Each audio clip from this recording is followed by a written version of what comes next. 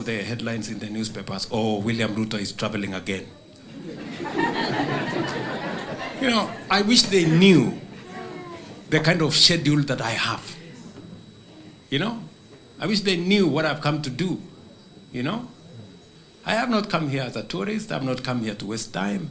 I have come here pointedly to make sure that we achieve certain things. Just for the record, I am the chief diplomat of our country. Now, welcome back, ladies and gentlemen, and thank you very much, guys, for your great support. Now, fellow Kenyans, today is today marks the very painful day for the parents that lost their children during the Utumishi fire outbreak that killed 16 students. Which was led by their fellow sisters or their fellow students, and they made 16 of them to die. Now today is the requisite mass, that the last mass of the bodies. Actually, not the bodies, but we can call it the ashes. The last mass of the ashes of those students that lost their lives. And before we get deeper into this discussion, because I have several things that I want us to discuss in this video, let me just say that may the parents or may the families of these students have peace, because at the end of the day, you've lost your kid, you've lost your granddaughter, you've lost a niece, you've lost somebody very much important. And maybe there is somebody who was told by the doctors that they will never give birth again. They will never be able to conceive. So maybe this was the only child that maybe a parent had hope in, and have died. So may the souls of these kids rest in peace. And of course, Madam Rachael, that is the First Lady, Rachael Ruto, is going to be the guest of honor. So I've been asking myself that kumbe kwa matanga pia kuna kuwaga na guest of honor. Madam Rachael Ruto is going to be the guest of honor during this hard time in Gilgil. The mass has been attended by the Nairobi Senator, that is Edwin Sifuna, together with the other delegates. People like Ogambo has attended, and several people. So that is what is happening. That is what I want us to talk about a little bit. But before that, William Samoei Ruto, the President of the Republic of Kenya, is telling us something very interesting here that I want us to listen to. But before we listen to that, let me just humbly request you that if at all you're meeting for the first time, please don't forget to click the subscribe button. You can as well like, you can share, drop me a comment in the comment section, tell me what you think and where exactly you are watching this video from. William Ruto landed in the country today in the morning. And after landing in the country, William Ruto said, I think this one he said before, that he is not a tourist. That he sees a lot of people saying, talking about him on social media, that, oh, William Ruto has traveled again. And he's saying that I'm not a tourist. I was looking at one of the headlines in the newspapers, oh, William Ruto is traveling again. I wish they knew the kind of schedule that I have.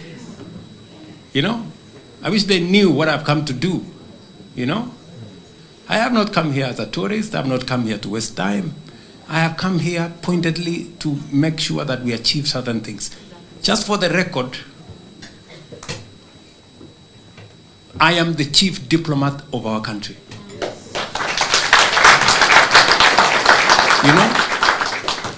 People want to know, what does Kenya stand for?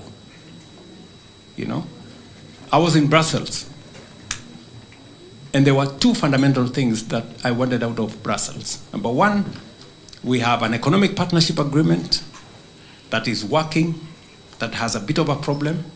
I needed to agree with them on how we don't disrupt and how we recruit the rest of the countries of the East African community, so that by 2031, when we need to scale up that agreement, we don't run into trouble. Number two, we needed to sort out something on data adequacy. Why data adequacy? Technology is the next arena. And data is a very important part of what is going to happen next. Technology, whether you're talking about artificial intelligence, whether you're talking about cybersecurity that will come with it, or whether you are talking about the whole technology space.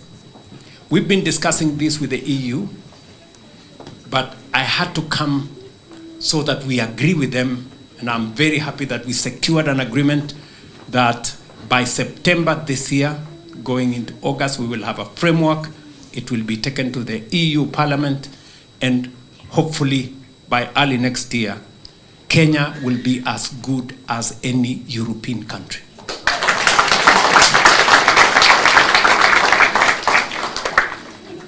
Okay? So I had to speak to the Commission, I had to speak to the Council, I went to Parliament at the EU, just to let them understand what is Kenya's perspective and what is Kenya's ask. It can only be done at my level if we want results. And it's part of my KPI as a president. It's part of my job to do it. Number two, I came to Norway because there are two fundamental things that we need to achieve out of Norway. Number one, Norway is a very big shipping, in fact, the largest shipping companies are out of Norway. And Kenya is slowly becoming a maritime country. We have never used our Kenyan coast as efficiently as we should, you know?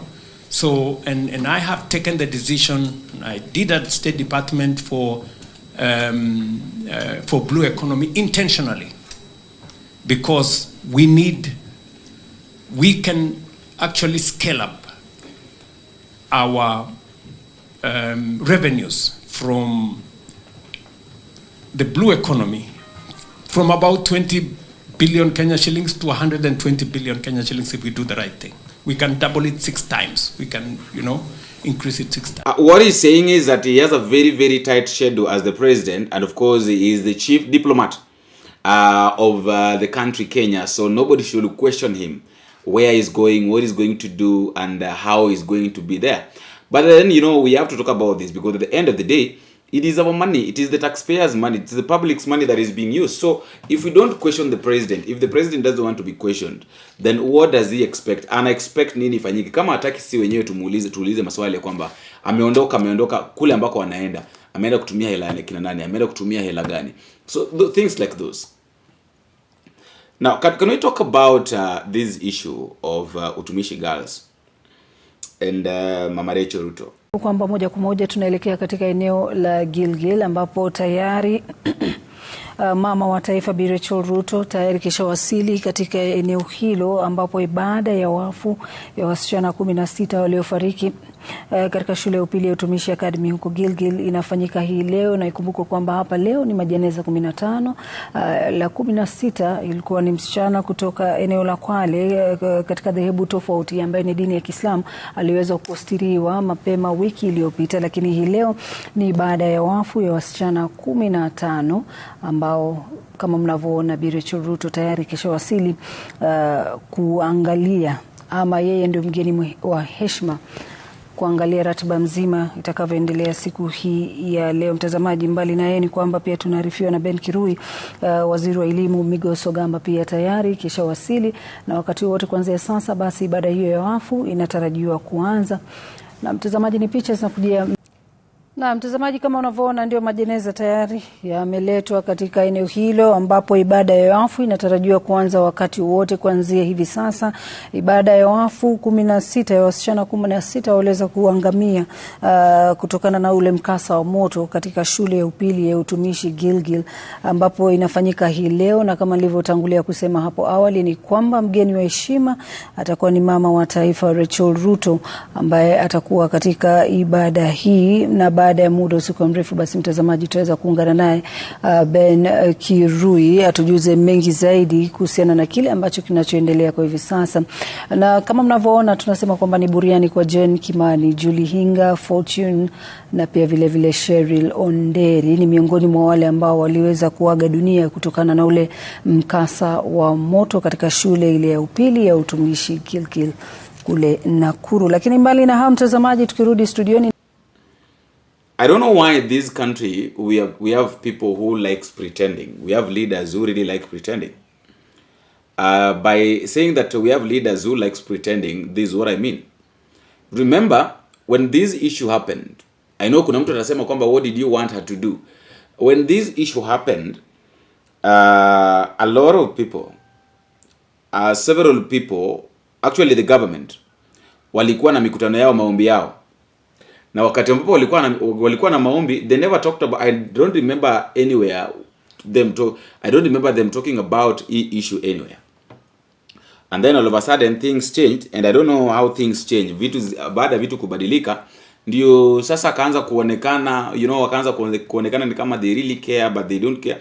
If the president knows that all these things have been happening in the country, and he never says anything, the government is giving the government is giving these families 200. So what is 200,000 going to help these parents with?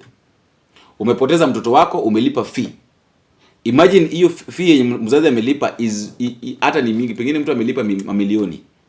Mtu amelipa milioni, pengine mtu alikuwa shamaliza kulipa school fee. Kuna wazazi ambao pengine alishalipa school fees yote akamalizana nayo. From grade 9 to mpaka ile mwisho. Hiyo yote imagine inaenda hivyo. So tuseme aturegeshewe ile school fees yenye umelipa. It will not be the same as losing a child. There is nothing as painful as losing your child. You understand?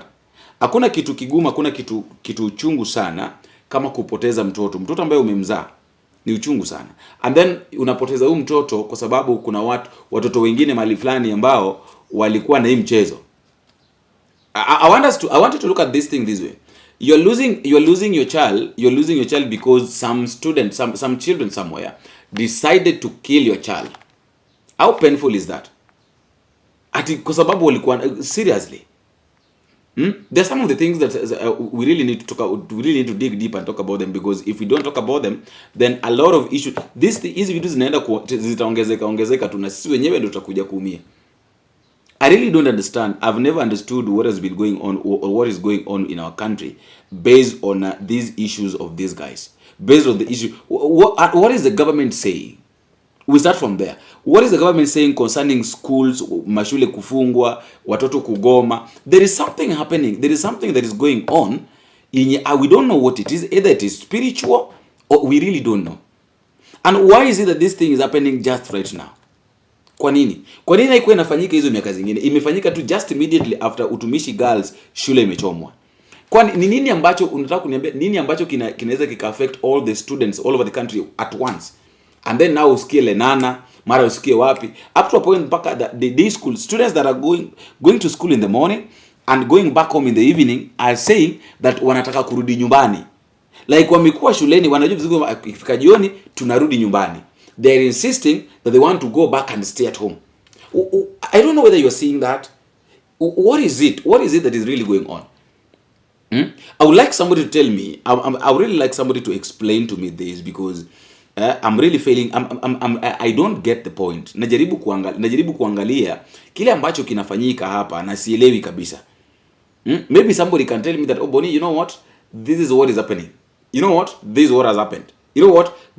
I think this. If you really think, because I know that not 100% we can't actually know what is going on, but we can try to phantom through this.